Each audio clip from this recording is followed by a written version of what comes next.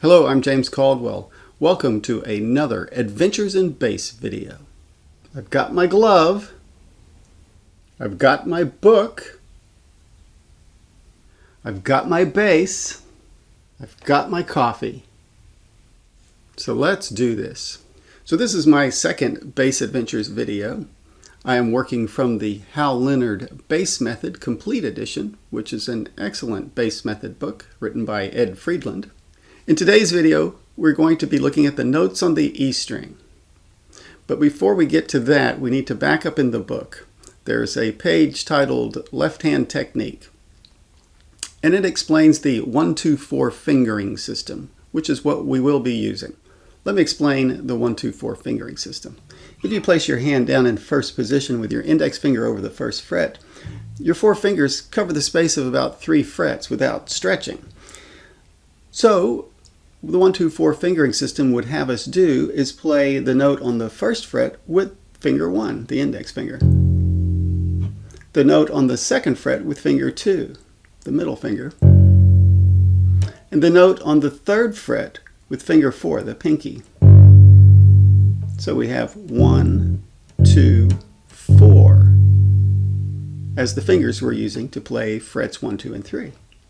Also, if we move up to second position, as pictured in the book, we do the same thing. Our first finger would now be over the second fret, finger 1 on the second fret, finger 2 on the third fret, finger 4 on the fourth fret. 1, 2, 4. So that's the 1-2-4 fingering system.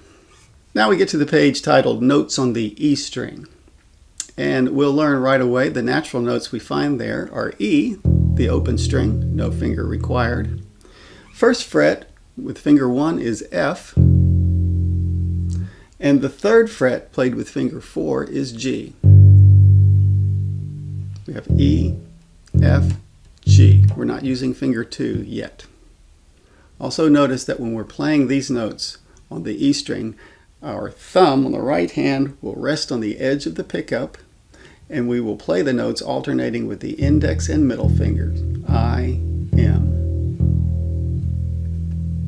There are 6 exercises following in the book, numbered 10 through 15, that play around with these 3 notes on the E string. I'm going to jump to the 4th one, number 13. There's no audio track for these, so I will put my metronome on. Number 13. 1, 2, 3, 4.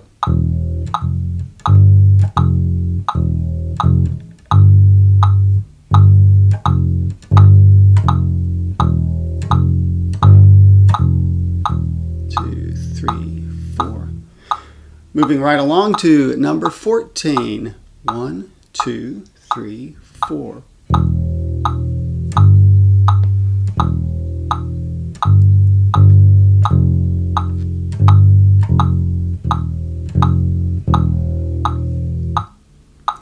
And finally, number 15. 1, 2, 3, 4.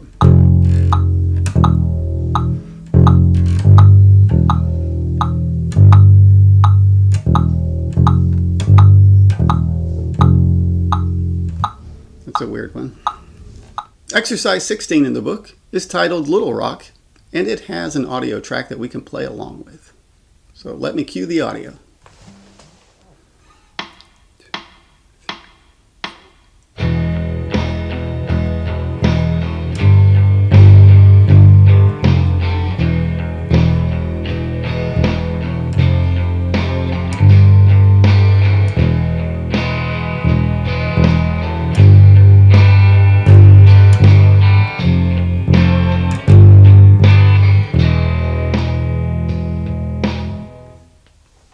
Likewise, exercise 17, titled Kinda Folky, kinda, has an audio track that we can play along with.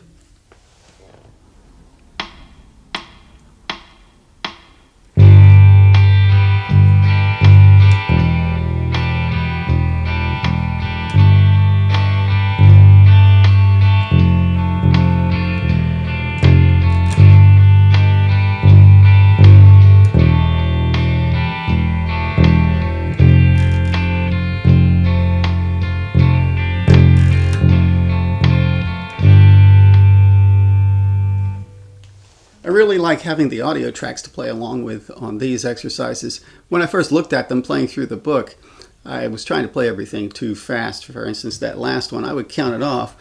1, 2, 3, 4, 1, 2, 3, 4, 1, 2, 3, 4, 1, 2, 3, 4, 1, 2, 3, 4. And as you can see on the audio track, it's a lot slower than that. And so playing along with the audio really helps you control your timing. And it's nice to have a band to be in the mix with. Turning the page, we encounter more notes on the E string. What we have here is an F sharp or G flat at the 2nd fret. We're going to play that with finger 1. And we have a G sharp, also known as A flat, at the 4th fret, which we'll play with finger 4. So we're now in 2nd position with 1 there and 4 there. Not using 2 at this point. I'm going to jump to exercise 19 titled Lookin' Sharp, which has an audio track we can play along with. Now this one we will play in 2nd position, and we will play F sharp and G sharp and the open E string.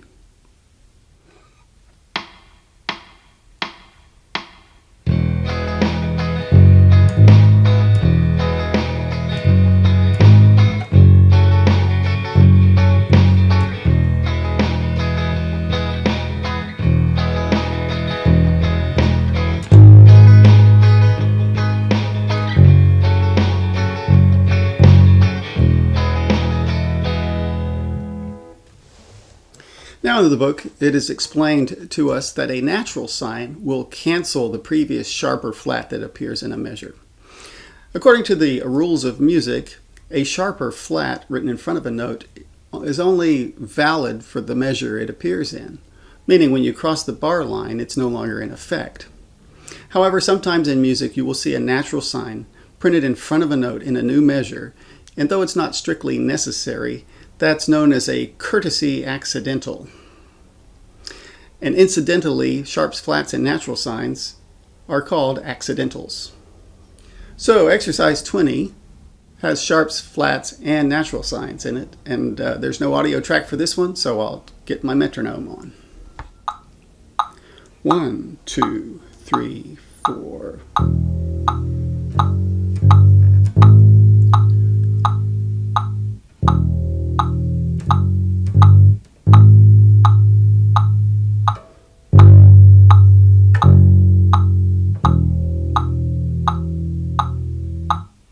So up to this point, when we played E, F, and G, we had our hand in 1st position. E is open, F was finger 1, G was finger 4.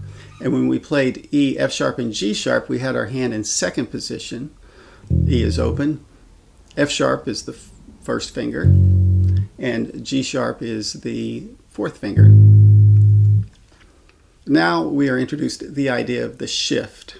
So the next 3 exercises, 21, 22, and 23, take this idea and have us practice shifting with different fingers. Exercise 21 has us shift with the 1st finger. When we go up, we're shifting from F to F sharp, and toward the end, when we come down, we're shifting from G flat to F natural. 1, 2, 3, 4.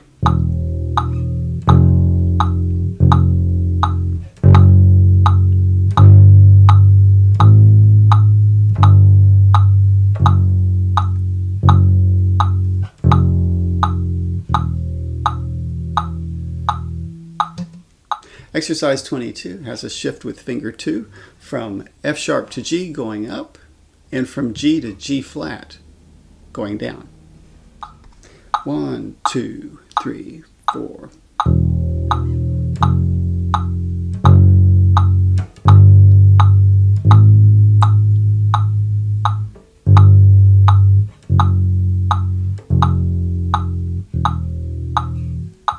And exercise 23 has a shift with the 4th finger from G to G sharp. This is near the middle of the exercise, and back to G natural when we start heading down. 1, 2, 3, 4.